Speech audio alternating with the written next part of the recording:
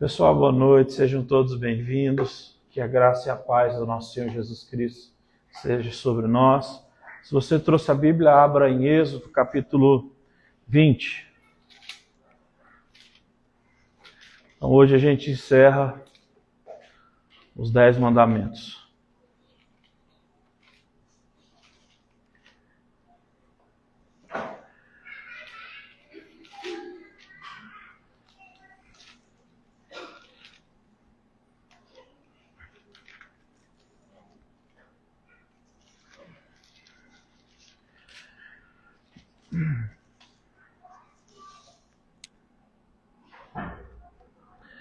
É Êxodo 20, versículo de número 17.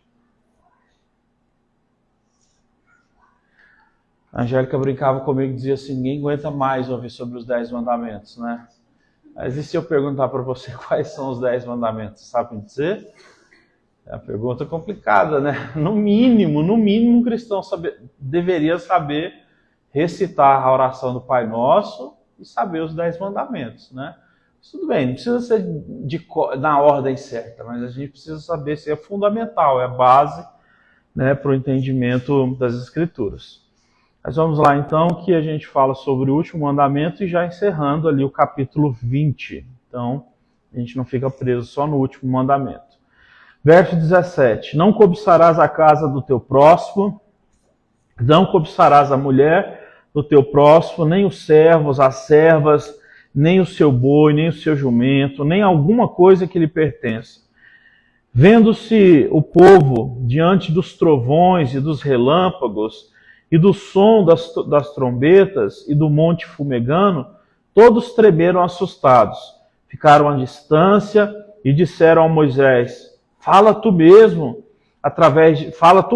por nós para com Deus, mas que Deus não fale conosco para que nós não morramos. Moisés disse ao povo: vocês não precisam ter medo.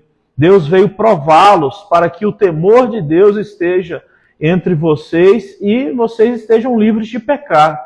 Mas o povo permaneceu à distância, ao passo que Moisés se aproximou da nuvem escura em que Deus lhe encontrara. Verso 22, o Senhor disse a Moisés: diga o seguinte aos israelitas: vocês viram por si mesmo que do céu lhes falei, não façais ídolos de prata e nem de ouro para me representarem. Faça-me um altar de terra e nele sacrifica-me os seus holocaustos e as suas ofertas de comunhão e as suas ovelhas, os seus bois. Onde quer que faça celebrar o meu nome, eu virei a vocês e os abençoarei. Se fizerem um altar de pedra, não façam com pedras lavradas ou com pedras que foram cortadas. Façam uso, né, da pedra que não se passou ferramenta nela. 26. Não subam por degraus ao meu altar, para que nele não seja exposta a sua nudez. Ok? Vamos fazer uma oração. Jesus, fala conosco, é o nosso pedido, perdoa os nossos pecados. Obrigado pelos hinos que nós cantamos. Edifica a nossa fé. Aquilo que nós não estávamos esperando, o Senhor falar conosco, que seja uma direção para as nossas vidas. Que o Senhor nos abençoe. Que o Senhor nos livre de todo mal. Não nos deixe cair em tentação. Que a palavra do Senhor, ela venha, Senhor Deus, como uma faca de 2 gumes, penetrando a divisão da nossa alma e do nosso espírito. A sua palavra, ela é luz. Luz para os nossos caminhos, ó Deus. E nós queremos viver isso. A tua palavra é mais doce do que o mel, mais valiosa do que o ouro. Ensina-nos a valorizar, ensina-nos, ó Deus, a prestigiar a tua santa palavra. Muito obrigado. Essa é a nossa oração, em nome de Jesus. Amém. Amém. Então, Moisés recebeu as tábuas de Deus, dos mandamentos, e o último mandamento é: não cobiçarás, né? E aí ele vai falar sobre não cobiçar a terra do próximo, a mulher do próximo, os gados do próximo, qualquer coisa que o próximo viria a ter. Bom, a questão da cobiça, a gente precisa falar sobre ela porque no século XXI ela não é igual, né, à cobiça que se é tratada nas Escrituras aqui, há mais de 3.000 anos atrás. Como, por exemplo, se você voltar no tempo há 70 anos atrás, quando um pai dizia assim para o filho, vai embora da minha casa e não volte mais, era uma palavra irreversível, né? Um pai, quando expulsava um filho de casa há 70 anos atrás, ele estava expulsando de verdade. Hoje em dia a gente tem um monte de brigas familiares, né? Onde as pessoas, né, juram que nunca mais vão conversar com as outras, expulsam os outros, né? Se bloqueiam nas redes sociais, aí passa pouco tempo, né? Já está tudo de volta, aquela coisa toda. Eu quero dizer que as palavras mudaram muito, o valor delas. Por exemplo, falar sobre amor na Bíblia não é o que a gente vê hoje em dia. Hoje em dia a gente fala eu te amo para praticamente todo mundo. Mas o peso da palavra amor, Paulo tentou colocar ele quando escreveu 1 Coríntios 13, falando sobre o amor, ele mostra que o amor é uma coisa muito densa e muito profunda, né? O amor que Jesus teve por nós foi um amor de se sacrificar por nós. Então, a Bíblia, quando ela fala de amor, ela não fala sobre questões como, por exemplo, eu gosto de sentar com fulano, porque ele tem uma boa conversa, eu gosto de conversar com aquelas pessoas. Então, assim, é diferente. O que eu quero que você entenda é que o peso das palavras, elas são diferentes, né, no que está escrito aqui para o que nós vivemos hoje no século 21, tá? Então, cobiçar era algo muito profundo, era algo muito sério, era algo que, inclusive, era digno de morte. Aquele que cobiçasse, se fosse pego no ato da sua cobiça, ele seria morto. Então, para você entender um pouquinho mais a profundidade disso, a palavra cobiçar, ela tem a sua origem numa palavra hebraica, né? Aqui, no caso, Moisés e o povo de Israel, eles falavam o hebraico, era a língua em que eles conversavam e era a língua em qual ele escreveu esse texto.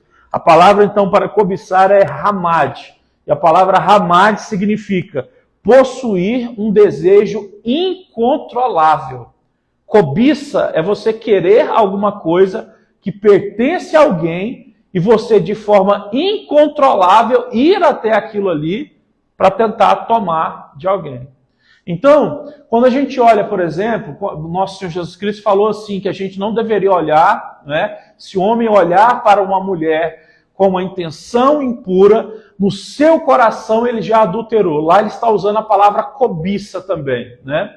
Ali, o que o Senhor Jesus está nos dizendo é justamente isso. Se um homem olha para uma mulher com um desejo incontrolável de possuir essa mulher, ele já adulterou com ela, no sentido de que ele, não é, internamente, ele passou por um processo, né, mental, emocional, inclusive espiritual, de ter vivido uma experiência sexual. Essa mulher, ela não tem nada a ver com isso. Mas esse homem, ele pecou gravemente contra o Senhor. Aí eu quero que você entenda uma coisa. Esse mandamento aqui, ele é o 10º mandamento, é o mandamento mais profundo juntamente com os 2 primeiros. Que o primeiro é, adore só a Deus. O segundo é, não faça imagens de escultura. Esse mandamento aqui, ele é profundo porque ele não está falando sobre coisas exteriores. Ele está falando sobre coisas que estão dentro de nós. Então, o que a gente quer falar não é o que você veste, não é o seu estilo, né, de roupa, o seu estilo de cabelo que você curte, o seu estilo de música, não tem nada a ver com isso. Tem a ver com uma raiz, né, de pecado. E a Bíblia, ela vai dizer que a cobiça, ela é idolatria. E foi justamente o que a gente leu aqui nos 2 primeiros mandamentos, que Deus, ele não dividia a glória dele com ninguém, por isso que a gente não deveria formar outros ídolos. A gente não deveria pegar a imagem de uma pessoa e fabricar aquela imagem e dobrar o joelho diante dela, porque aquilo ali seria pecado e é pecado. Então, cobiça é algo interno. Cobiça é algo que talvez as pessoas que estão à sua volta, que vivem com você, talvez nunca vão perceber que você tenha isso. É um pecado muito oculto, é um pecado que muitas vezes surpreende as pessoas quando eles vêm à tona, sabe? Eu já vi pessoas assim muito surpresas quando pegaram alguma coisa em suas casas. Por exemplo, tem um exemplo de uma moça que ela contou para mim que com 2 filhas adolescentes já, casada há 20 anos, já com um homem, e as filhas adolescentes voltaram mais cedo para casa num dia, né, da escola, e elas pegaram o pai se masturbando na sala, na frente de um notebook, né. Assim, é um escândalo na cabeça de uma jovem, né, de uma mocinha, né, adolescente, ver o próprio pai, que é a figura do que é ser um homem, né, estar numa condição deplorável como essa, entende? Então, são coisas que a gente não espera. São pessoas que às vezes a gente anda e a gente nunca imagina que tinha um desejo tão terrível no coração. É igual a gente lê certas notícias, né, de uma pessoa que estuprou uma criança e a gente diz, mas eu conhecia essa pessoa, ou eu era amigo de um amigo dessa pessoa. São coisas que às vezes nos apavoram, porque às vezes são pessoas que trocaram palavras conosco naquele dia e depois elas estão cometendo assim atrocidades grandiosas. Porque o pecado da cobiça é um pecado que se esconde, que se camufla dentro do nosso coração. E eu digo a você pode, por exemplo, estar numa academia agora, fazendo uma esteira, e estar conversando do seu lado com um psicopata que está ali, trocando ideias com você sobre academia, nutrição, emagrecimento, hipertrofia, sei lá o que, conversando com um pedófilo, com um psicopata, com uma pessoa ruim, tá? Porque o ser humano tem a capacidade de se maquinar dessa forma. Deus o conhece por dentro, nós não conhecemos as pessoas. E a cobiça, então, é o primeiro passo para isso. Por isso que a Bíblia diz assim que Deus, ele não tenta ninguém. Deus, ele não vai colocar uma tentação no seu caminho. Se você disser, olha, eu pequei porque Deus colocou uma tentação no meu caminho, você está errado nas suas palavras. A Bíblia diz que, na verdade, nós somos tentados pela cobiça que já está no nosso coração.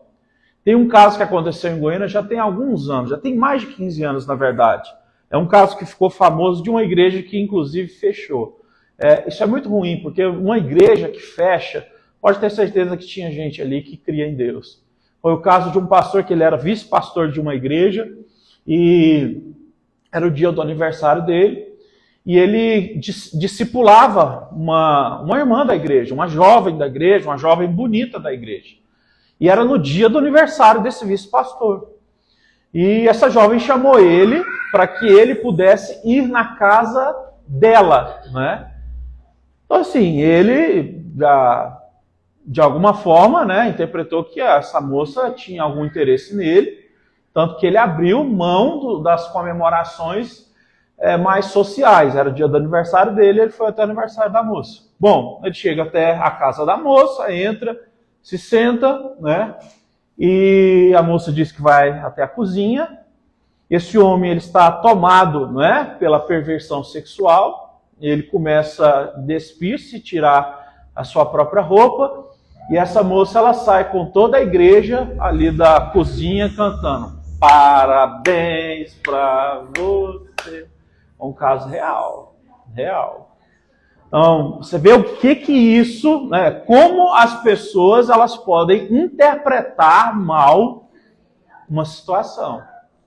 Quando o coração é cobicioso, né, quando o coração tem uma cobiça muito grande, ele pode enxergar numa simples gentileza, ele pode enxergar uma espécie de abertura, como se estivesse tendo abertura para fazer alguma coisa, para chegar até uma pessoa, se eu posso usar essa palavra, né? Então é uma coisa bem complicada. Então, nós precisamos entender que a cobiça é algo que nós temos que matar. Como é que se mata uma cobiça? A cobiça, ela morre quando ela aparece diante de nós e nós simplesmente não deixamos ela acontecer, ela fluir. A cobiça sempre vai bater na porta da tua mente e do teu coração. Então presta muita atenção nisso aqui que eu vou falar. Deus disse assim, olha, para Caim, que foi o que matou o irmão dele, falou assim, olha, Caim, o pecado está batendo na porta do teu coração. Toma cuidado, senão a sua vida vai ser destruída. Deus avisou. Quando eles foram oferecer sacrifícios a Deus, Abel foi lá e pegou o melhor animal que ele tinha, ofereceu a Deus, né, de sacrifício. Aí Caim foi lá e pegou, ele plantava coisas, pegou mais ou menos o que tinha lá, ofereceu. O texto diz que Caim ficou com inveja de Abel, porque a oferta de Abel foi aceita, porque foi uma oferta feita de todo o coração. Ele foi lá e pegou e matou o seu irmão, né? Esse foi o primeiro homicídio que aconteceu, então, na face da terra. Então, para você ver o que é o ciúme, a inveja e a cobiça, são 3 palavras que vão andar sempre agarradas, viu? Cobiça, inveja e ciúme são 3 coisas que vão sempre estar puxando umas às outras. E essas coisas estão dentro de nós. Jesus disse que o nosso coração, mesmo depois que a gente é batizado, mesmo depois que a gente está na igreja, mesmo depois que a gente já leu a Bíblia 15 vezes, 20 vezes, ainda o nosso coração vai continuar sendo tentado pela cobiça. Isso está dentro de nós. A única forma da gente vencer isso é como Deus vai falar através de Paulo para Timóteo. Ele vai dizer assim: Timóteo, foge da aparência do mal. Foge. Não tem como brincar com o mal, gente. Principalmente com o mal que está dentro de nós. Não tem como brincar. É igual José. A mulher, o texto vai dizer que a esposa de Potifar era uma das mulheres mais bonitas que existiam naquela época no Egito. Ela agarrou ele, né, e disse: vem, se deite comigo, ninguém vai saber de nada. José o que? Correu, diz o texto. Era a única forma dele o quê? Dele não pecar. Porque não existe super-herói, não existe super santo, não existe super Bíblia, não existe super crente, não existe super católico, não existe. Ou corre ou então vai acabar caindo. E isso é para homem e para mulher. Aqui a gente está falando de um texto que fala sobre cobiça e os nossos corações cobiçam. A cobiça, às vezes, ela começa a se tornar tão grande que já não basta mais para nós desejar algo, a gente quer algo específico. As pessoas, quando elas começam a ser dominadas pela cobiça e elas não lutam contra a cobiça, elas começam a determinar pontos que elas querem atacar. É como, por exemplo, a gente pode citar, por exemplo, serial killer em série. Ele aponta para um alvo. Tem que ser aquela garotinha ou aquele garotinho. E ele tem que fazer isso, sabe? Não dava para o cara ser menos maldoso, não dava para o cara pegar alguém que pudesse se defender. Tinha que ser aquilo ali, porque a cobiça é isso. É um desejo descontrolado de que faz ter aquilo ali. Então, não é querer ter um carro igual da pessoa, é querer ter o carro da pessoa, sabe? Não é querer ter uma esposa ou um marido, é você querer se casar com aquela mulher que já está casada, com aquele homem que já está casado. Isso é uma coisa muito séria. Essa é a cobiça, essa é a luta espiritual que está dentro de nós. Por que a gente não encontra pessoas assim que muitas vezes elas ficam possessivas por outras? Por causa disso, da cobiça. Elas se tornam tão possessivas que às vezes nós precisamos começar a tomar cuidado com isso. Então, assim, tem umas coisas que não se explica, sabe? Não se explica. Eu já contei aqui uma vez de uma moça que falou: não, você tem que namorar comigo, Deus falou que a gente vai casar. Eu falei: eu não vou casar com você. Primeiro, eu não gosto de você, eu não vou iludir você, eu não quero fazer nada com você. Aí ela: não, mas eu fui na Igreja Mundial, eu fiz a campanha do paninho, sei lá o quê, fui na Igreja Universal, fiz a rosa ungida, você vai vir para mim, mesmo que você não queira. Eu falei: eu não vou para você nem que o diabo me amarre, não vai acontecer. Eu prefiro morrer do que ficar com você. Cada vez que você faz isso, eu tomo mais desgosto pela sua pessoa e, infelizmente, eu não quero nem a sua amizade mais. Então, isso às vezes acaba acontecendo. As pessoas, elas criam pontos fixos, assim, tão doentios, mas que é fruto de um coração cheio de cobiça. Gente, o ser humano é muito mau. Olha, tem algumas coisas que a gente não diz com frequência nos cultos que às vezes assustam as pessoas. Mas, veja bem, as filhas de Ló, se eu não me engano, saíram lá de Sodoma e Gomorra, foram elas mesmas. A mãe virou estátua de sal, eles foram morar nas montanhas. As meninas falaram assim: pô, a gente não vai ter descendência. Não tem homem para a gente deitar aqui, só tem o pai. Então o quê? Vamos pegar o pai, embriagar o pai, né? Deita com o pai bêbado e faz isso uma noite uma, faz isso uma noite outra. Aconteceu isso. elas então tentaram trazer a solução de um problema, né, trazendo à existência uma cobiça. Né? A cobiça é isso, é um desejo, né, desenfreado, aplicado de forma errada. Né? Por exemplo, o impulso sexual é pecado? Não é pecado. Qualquer pessoa saudável, entendeu? Até, sei lá, 65 anos, ela tem impulsos sexuais saudáveis e ela vai querer ter uma pessoa na vida, vai sentir desejos sexuais. Não existe problema nisso, desde que isso esteja dentro, né, dos parâmetros, dos conformes, né, da ética, da moral, né, da Bíblia, por aí vai. Todavia, essas mulheres, elas se deitaram com o próprio pai. Né? Isso não é uma coisa correta. Então, elas fizeram isso porque elas acharam que precisavam trazer uma resposta para o próprio Deus. Tipo assim, não tem como Deus responder isso aqui. Então, nós vamos responder por ele. Entende? Por exemplo, qual foi o problema lá de Noé? Noé, o texto diz que depois que eles desceram da arca, Noé plantou uma vinha, ele bebeu e ele ficou nu. Ficou tão louco de bêbado de vinho que ficou nu. E o texto vai dizer que um dos filhos dele foram lá e saíram tal, contou para os outros e voltaram, e os outros cobriram o pai.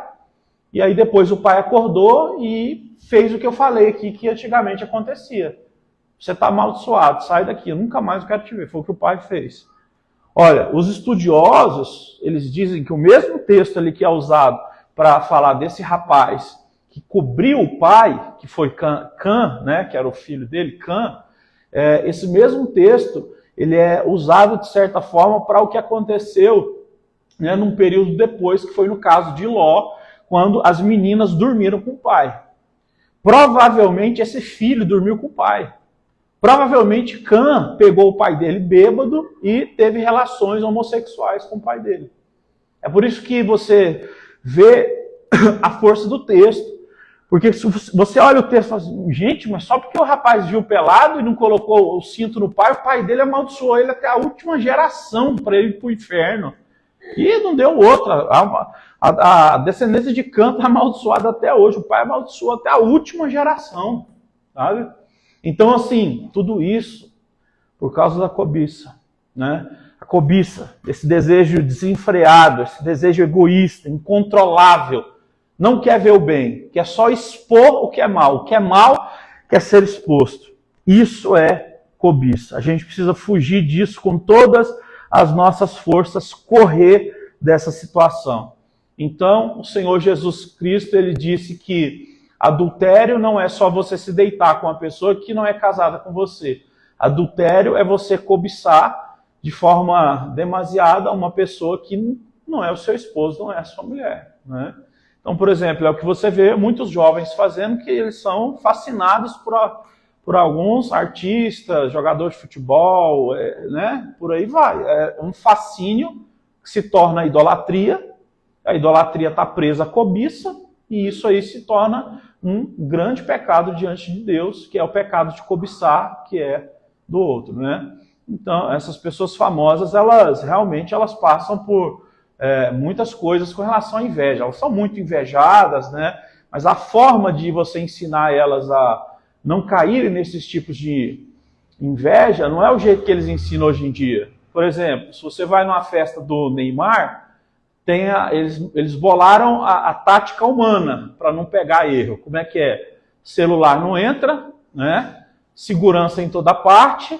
Mesmo na festa do Neymar, para se aproximar do Neymar, tem mais segurança, né? E naqueles que estão ali perto do Neymar, só pode servir bebida para o Neymar uma pessoa específica, para não ter perigo de ninguém colocar nada na bebida do Neymar. Então, tipo assim, para você entrar na festa do Neymar, ainda tem mais três fases que você tem que passar para você chegar no Neymar, para você cumprimentar ele, entendeu? É a forma como eles, né, conseguiram, humanamente falando, para proteger ele. Mas não adianta, sabe? A forma de se proteger uma pessoa é como você vai estar protegido da cobiça de alguém e da inveja de alguém. É se você fechar as brechas da sua vida. Se você não cobiçar ninguém, você pode ter certeza que Deus quebra na hora a cobiça de alguém contra você. No sentido de que O mesmo caminho que a cobiça faz para entrar, ela faz para sair. O mundo espiritual é isso, o fluxo é desse jeito. O mesmo caminho que a inveja faz para entrar, ela faz para sair. Quando você ora a Deus e fala, Senhor, eu não quero um coração invejoso, e você foge de invejar alguém, você está fechando a brecha para alguém te invejar. É o que a Bíblia ensina. Então, é o que eu não faço com o outro, é o que não vai ser feito comigo, porque o próprio Deus vai me defender disso. Entende? Então, muitas táticas humanas, elas servem, podem ser usadas, mas a que vai te defender de forma espiritual feche as brechas na sua vida, porque dessa forma Deus ele irá te abençoar. E aí o texto diz, Célio, se você puder para mim, verso 18, logo abaixo, diz que, vendo-se o povo diante dos trovões, Deus falando isso aqui, tinha trovões e relâmpagos, porque era uma coisa tão séria, né, uma coisa tão majestosa, que o próprio Deus está se manifestando através de relâmpagos, trovões, e como se fosse o som de uma trombeta, lá de cima do Monte Sinai, onde Moisés e Deus estão. Moisés está descendo agora com as tábuas, e todo mundo está tremendo, assustado. E eles ficaram então à distância, o povo de Israel está à distância, e eles vão lá e dizem assim, Moisés, fala você com Deus aí, porque nós estamos com medo. Esse aqui é um ponto. Quando a gente vive no pecado, o que é viver no pecado? Todos nós pecamos. Viver no pecado você pratica aquele pecado todo dia, você não pede perdão, você acha que tá beleza viver daquele jeito. Isso é viver no pecado. Quando você vive dessa forma, se Deus for se aproximar de você, você vai correr de Deus. Porque você não vai aguentar a presença do Senhor, você não vai aguentar, sabe, a bondade, a santidade que existe nele. Aquilo te assusta, porque você está, né, na contramão do que ele é. Então, quando eu vivo uma vida que o pecado tipo, ele acontece porque eu tropecei, mas eu me coloco de pé e peço perdão, nós não estamos falando de alguém que tem um pecado como estilo de vida. Mas se você tiver o pecado como estilo de vida, você sempre vai ter medo de Deus. E não é o medo saudável que te faz temer ele, mas é o medo que te faz ter medo dele te punir mesmo, sabe? Antes de eu ir para a igreja, que eu era jovem, eu era católico, por família, assim, a família da gente não ia na igreja, mas era católico, eu tinha aquelas bíblias pequenininhas, todo dia, gente, eu chegava em casa e lia duas páginas daquela bíblia pequenininha, difícil de ler, era jovem, mas estava na farra, tinha um dia que chegava tonto para ler, sabe, só que era uma responsabilidade, tem que ler, de Deus, é um negócio com Deus aqui. Tinha vezes que eu fazia jejum, não sabia nem o que era jejum. Eu fazia jejum aqui e tal, 30 dias, sei lá o quê. E eu fazia isso, aí tentava ler e tal.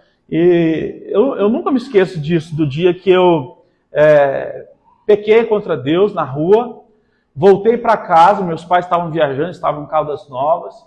Eu não tinha ninguém para conversar, ninguém mesmo. E eu fui ler o texto bíblico lá, estava em Provérbios já, só tem Salmo, Provérbios e o Novo Testamento, naquelas bíblias pequenininhas, né? Aí lá em Provérbios estava escrito assim, que aquele que peca contra Deus de forma irremediável, Deus não responderá a sua oração. Assim, aquele dia assim, que eu me lembro foi o dia de maior trevas na minha vida, sabe? Porque parece que eu deitava assim na minha cama e eu não tinha coragem de apagar a luz, porque parecia que tinham demônios me cercando por todos os lados, assim, sabe?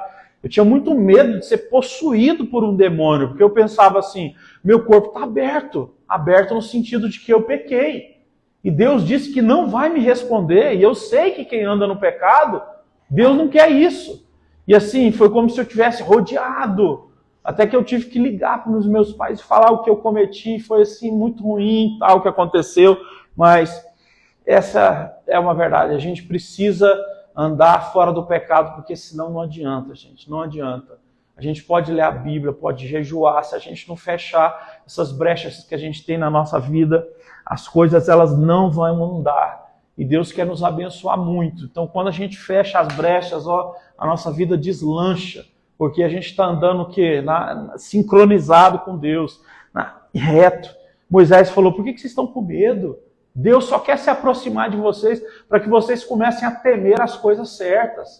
O que é temer as coisas certas? No caso, Deus disse, né, que a gente deveria fugir da aparência do mal. Então, se eu estou do lado de Deus e alguém de alguma forma vem tentar, eu vou fugir. Eu não vou bater de frente com aquilo ali. Se alguém de alguma forma quiser brigar comigo, eu vou sair fora. Eu não vou brigar. Para que eu vou me rebaixar a isso? Não é assim que funciona, entende? Então a gente começa a tomar posturas diferentes, né? Não são posturas mais reativas, são posturas pensadas, com sabedoria, com graça de Deus, com a fé e por aí vai. E aí por último, então, nesse ponto aqui, verso 20, Moisés disse ao povo: não tenham medo, Deus veio prová-los para que o temor de Deus esteja em vocês e façam vocês livrar do pecado. É isso que o temor de verdade faz, né? Faz a gente se afastar do pecado. É bom temer a Deus nesse sentido, né? Falar assim, eu temo a Deus a ponto de eu tenho medo no sentido positivo de Deus e amo a Deus a ponto de eu não querer que a minha família seja destruída por um adultério da minha parte, por exemplo, né? Então, o amor que eu sinto por Deus e o temor, né, que é você reverenciar, é o temor de reverência, faz com que a gente fique distante do pecado. A gente não quer viver o pecado.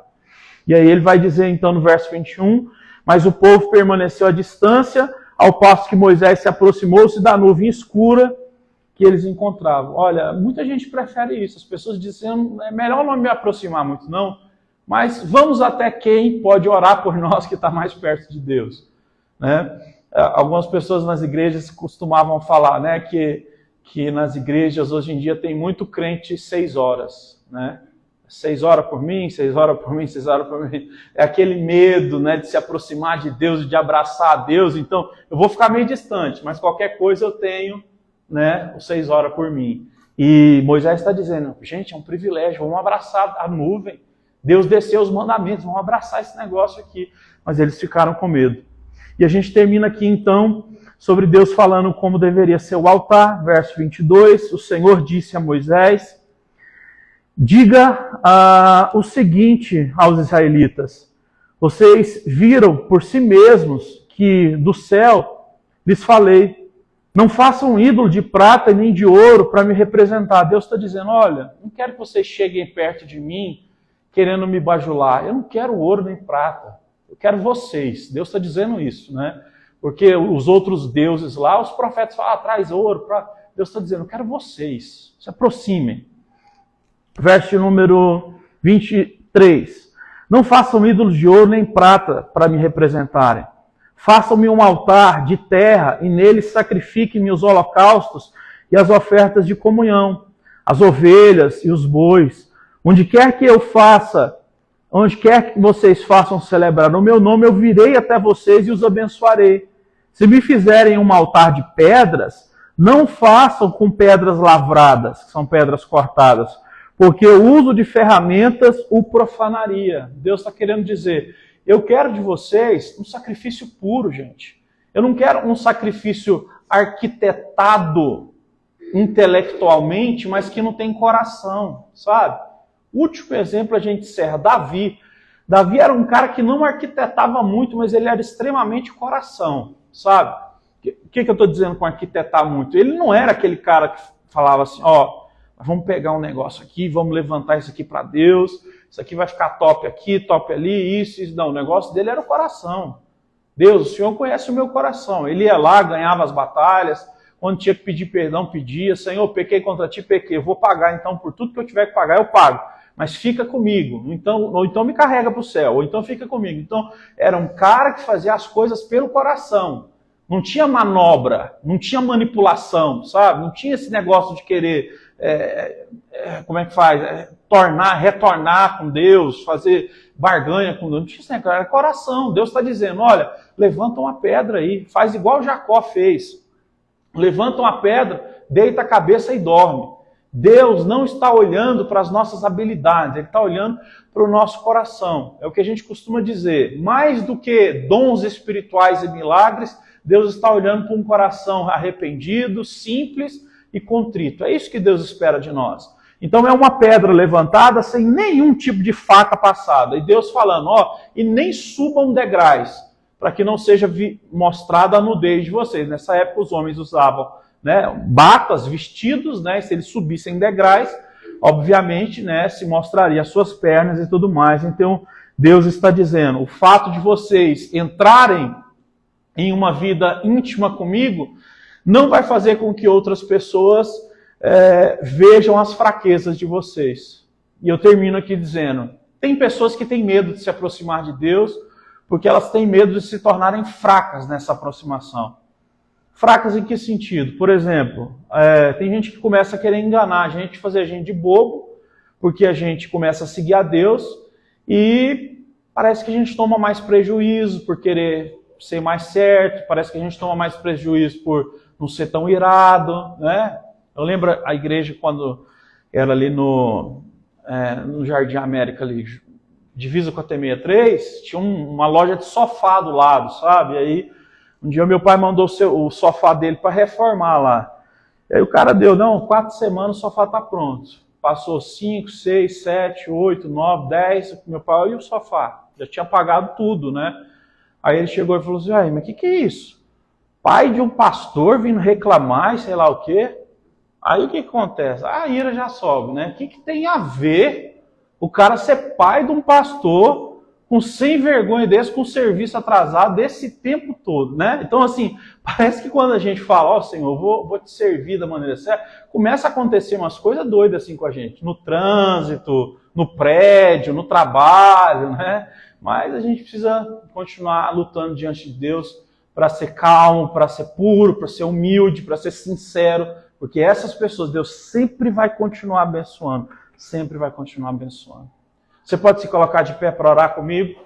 Os mandamentos acabaram, mas a vida continua e nós precisamos continuar praticando eles.